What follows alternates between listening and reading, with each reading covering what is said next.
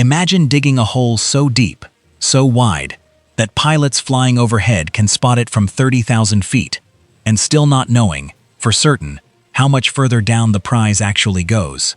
That's not a thought experiment. That's Tuesday morning, in the middle of a desert in Uzbekistan. We have burned entire civilizations for this metal, crossed unmapped oceans for it. We've melted it, hoarded it, buried it with kings. And now, in a tunnel deep beneath the border of France and Switzerland, scientists have done something no emperor, no explorer, no alchemist, in 400 years of trying, ever managed. They made it. Out of thin air. Almost. Out of a completely different metal. Tonight, we're not just talking about a shiny yellow rock. We're talking about why one of the least useful elements on the periodic table has quietly steered the fate of empires, economies, and now, the frontier of physics itself. Somewhere in the heart of the Kyzylkum Desert, the ground drops away into a pit nearly 3.5 kilometers wide and over 600 meters deep. It's called Muruntau, and it is, by volume, one of the largest man-made excavations on Earth. From the air, it looks almost calm, golden terraces spiraling downward, like an amphitheater built for no audience at all. But up close, the scale is anything but gentle. Every single day, trucks the size of houses haul away hundreds of thousands of tons of rock. And from all of that noise, all of that fuel, all of that labor, the mine yields barely enough gold to fill a small room. That's the real arithmetic behind every gram of gold we wear. Tons of earth moved, rivers of chemicals used, all to coax out atoms that don't want to be found. And the mine keeps growing deeper every year, because the easy gold, the gold near the surface, disappeared decades ago. The world still wants more, so we keep digging. Engineers have carved the pit into a series of wide, descending rings, almost like a staircase, built for machines instead of people. It's a design meant to hold back landslides, to keep the walls from collapsing under their own weight. Because at this depth, gravity becomes an adversary of its own. Stand at the rim, and the trucks at the bottom look like toys, ants crawling along the floor of a canyon that didn't exist a century ago. Every layer stripped away here represents years of planning, fuel, and sheer human persistence, all in pursuit of something that will mostly end up locked in a vault, never touched again. But Muruntau might not hold its title much longer. Deep in the mountains of China, geologists recently stumbled onto something that made even seasoned mining engineers stop and double-check their instruments.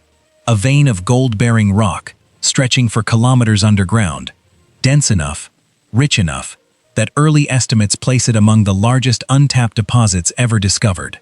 If those numbers hold up, this single find could quietly redraw the global map of gold, shifting mining investment, economic leverage, even geopolitical power, in ways most people will never notice happening. It's a strange contradiction of the modern age. We can photograph the surface of Mars in exquisite detail, and yet we're still stunned by what's sitting a few kilometers beneath our own boots. The Earth still keeps secrets, and apparently, some of them are worth billions. What makes this find even more remarkable is how ordinary the surrounding landscape looks.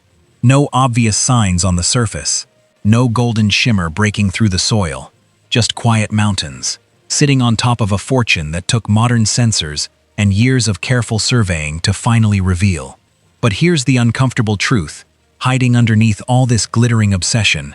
Gold, for everything we've built around it, does almost nothing. It doesn't power your phone. It doesn't cool a fusion reactor. It doesn't let a doctor see inside your body. Meanwhile, there are other elements, quieter, far less glamorous, criminally overlooked, that are actually keeping modern civilization running. Take helium. Scientists sometimes call it liquid gold, and the name isn't an exaggeration. This is the gas that keeps MRI magnets cold enough to function, that calibrates satellites with pinpoint precision, that cools the fragile hearts of quantum computers. But unlike gold, we can't simply dig up more helium when supplies run low.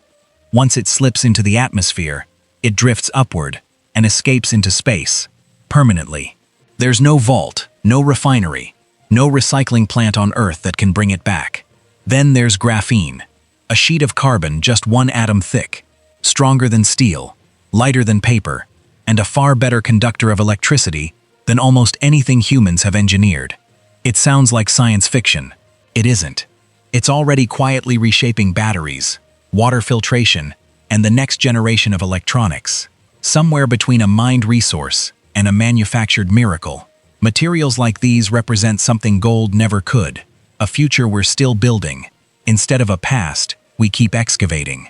And yet almost none of this makes headlines the way gold does. No dramatic price tickers, no global obsession, just steady, unglamorous progress happening in labs most of us will never see, on materials that might end up defining this century far more than a single yellow metal ever did. For centuries, alchemists dreamed of one impossible transformation, turning ordinary metal into gold. They were mocked for it, dismissed as mystics, chasing a fantasy that broke every law of chemistry anyone understood at the time. But they weren't wrong about the possibility. They were only missing the right tool. Beneath the border of France and Switzerland lies the Large Hadron Collider, a ring 27 kilometers around, built to smash particles together at speeds approaching the speed of light. And inside one of its detectors, physicists recently watched something remarkable unfold.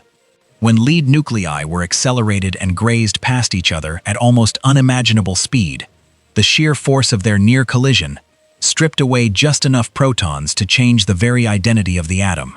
Lead, element 82, became, for a fleeting instant, gold, element 79. The catch is that the amount produced is almost immeasurably small. We're talking about a handful of atoms, existing for a fraction of a second before decaying away completely. No jewelry, no vaults, no fortune waiting to be claimed. This isn't a shortcut to riches. It's something far more valuable. Proof that the ancient dream of transmutation was never magic. It was physics, quietly waiting 4 centuries for us to build a machine powerful enough to prove it real. Somewhere, an alchemist from centuries ago would have given anything to witness this moment. Not because it made anyone rich, but because it confirmed the one idea they were never able to prove, that the elements themselves are not fixed, unchangeable things. Under the right conditions, one can become another, and that's exactly why these multi-billion-dollar experiments matter. Not because they'll ever mine gold from lead at any meaningful scale. They won't.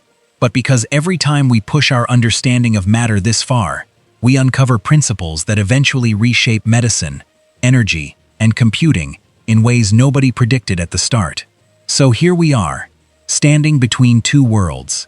One is ancient, a golden hole in a desert, growing deeper every year, chasing a metal that means everything to us and yet does almost nothing for us. The other is impossibly new, a ring of magnets and light, split-second particle collisions, quietly rewriting what we once thought was possible. Gold taught humanity how to dig. It taught us patience, ambition, and sometimes obsession. It built empires and broke them just as easily. Physics is teaching us something different entirely. How to build, how to question, how to look past the surface of what we assume is unchangeable. And somewhere between those two instincts, one ancient, one strikingly modern, lies the next chapter of what we'll eventually decide is truly precious. The real question was never whether gold is valuable, it's what we'll choose to value next.